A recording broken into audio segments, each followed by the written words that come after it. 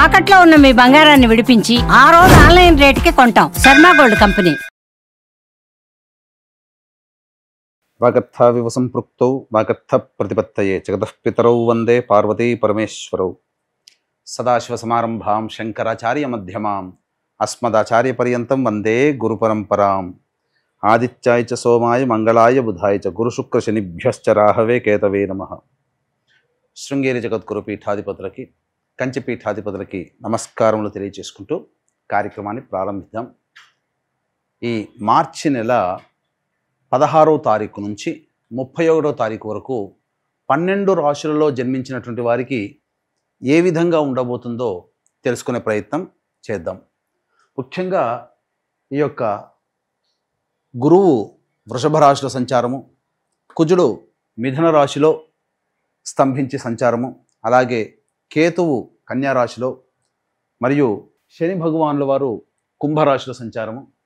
ఇక 12వ రాశి అయినటువంటి మీనరాశిలో శుక్రుడు, రాహువు, రవి, బుధుని యొక్క సంచార ప్రభావం వెరసి ఈ 12 రాశుల మీద ఈ నవగ్రహాల యొక్క ప్రభావం ఏ విధంగా ఉండబోతుంది, అలాగే మనము దైనందినటువంటి జీవితంలో భాగంగా 16వ తారీఖు నుంచి 31వ తారీఖు వరకు మంచి రోజులు ఏంటి, చెడ్డ రోజులు ఏంటి, ఏ రోజుల్లో ఖర్చు ఎక్కువగా ఉంటుంది, ఏ రోజుల్లో ఆదాయం ఎక్కువగా ఉంటుంది, ఏ రోజుల్లో అనుకున్నటువంటి పనులు పూర్తి చేసుకోగలుగుతారనే విషయాల గురించి క్లుప్తంగా తెలియజేసే ప్రయత్నం చేస్తాను.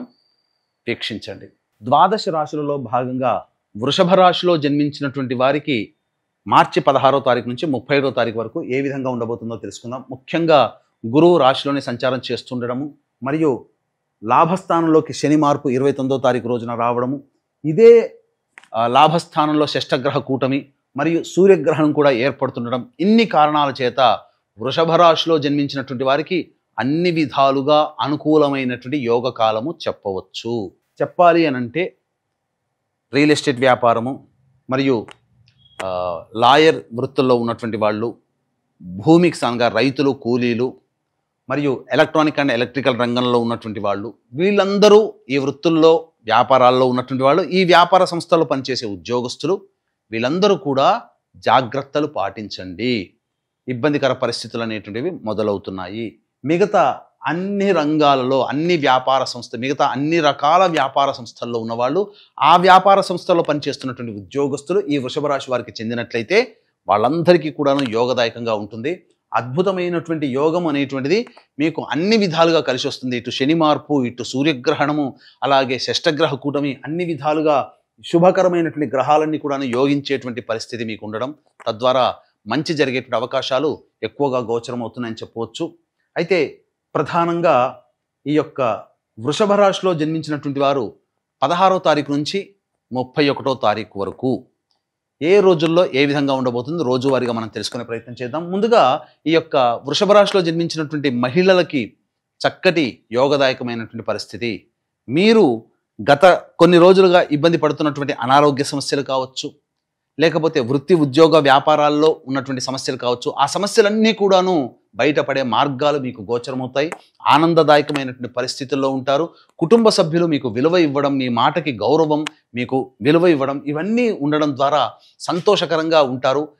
ఇంతకుముందు ఉన్నటువంటి పొరపచ్చాలు స్నేహితుల మధ్య కావచ్చు, దంపతుల మధ్య కావచ్చు, కుటుంబ బంధు హితుల మధ్య ఉన్నటువంటి పొరపచ్చాలన్నీ తొలగి మీకు అనుకూలమైనటువంటి పాజిటివ్ వైబ్స్ అనేటువంటివి ఈ వృషభ రాశిలో జన్మించినటువంటి మహిళలకి గోచరమవుతున్నాయి. ఇక రోజువారీగా చూసుకున్నట్లయితే ప్రధానంగా 16వ తారీఖు రోజున ప్రశాంతత లేని జీవితాన్ని గడుపుతారు. చికాగ్గా ఉంటుంది. ఏ పని చేయాలన్నా బద్ధకం ఎక్కువగా ఉంటుంది కాబట్టి ఖర్చులు కూడా ఉంటాయి. ఇక 17, 18, 19, 20, 21 ఈ 5 రోజుల్లో సంపూర్ణంగా అనుకూలమైనటువంటి యోగ కాలము మీకు ప్రారంభమవుతుంది. రాని బాకీలు వసూలవుతాయి. అలాగే ధనపరమైనటువంటి సమస్యలు పూర్తి అవుతాయి. ముఖ్యంగా మీ యొక్క సమస్యలన్నీ కూడాను ఎదుటి వాళ్ళ సహాయ సహకారాలతో ఆ సమస్యల్ని పరిష్కరించుకుంటారు. ఇక 22, 23, 24 తారీఖుల్లో మీకు ఖర్చులు అధికంగా ఉంటాయి. ప్రశాంతత లేని జీవితాన్ని గడుపుతారు. అలాగే ఏ పని చేయాలన్నా కూడా ఆసక్తి లేదు. ప్రతి పనుల్లో అడ్డంకులు, ఆటంకాలన్నింటివి ఎదురవుతాయి. తద్వారా మనస్సుని దృష్టి పెట్టలేకపోతారు. ప్రతి పనులలో చికాకుతనం ఎక్కువగా ఉంటుంది. 25, 26 తారీఖుల్లో మీకు ముఖ్యంగా సంతానంతో విభేదాలు, సంతానం మూలకంగా ఖర్చులు, సమస్యలు పెరుగుతాయి. అలాగే ప్రధానంగా వృత్తిపరంగా ఉన్నటువంటి వాళ్ళకి మాత్రం ఇబ్బందికర పరిస్థితులు ఈ 25, 26 తారీఖుల్లో ఉంటాయని చెప్పవచ్చు.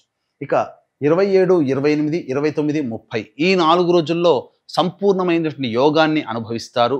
రాని బాకీలు వసూలు అవ్వడం, ఉద్యోగంలో పేరు ప్రతిష్టలు, వృత్తి వ్యాపారాల్లో మీకు విలువ పెరగడం, ధనపరమైనటువంటి సమస్యలు పూర్తి చేసుకుంటారు. అధిక ధనాదాయం కూడా గోచరమవుతుంది. 31వ తారీఖు రోజున మాత్రం ఖర్చులు అధికంగా ఉంటాయి. ప్రశాంతత లేని జీవితం గడుపుతారు. వెరసి చూసుకున్నట్లయితే ప్రధానంగా 20, 21, ప్రధానంగా 22, 23, 24, 31 ఈ 4 రోజుల్లో మీకు ఖర్చులు అధికంగా ఉంటాయి కాబట్టి జాగ్రత్తలు పాటించండి. ఖర్చుల శాతాన్ని తగ్గించుకునే ప్రయత్నం చేయండి. అలాగే ఈ యొక్క వృషభ రాశిలో జన్మించినటువంటి వారికి దైవానుగ్రహం సంపూర్ణంగా కావాలి.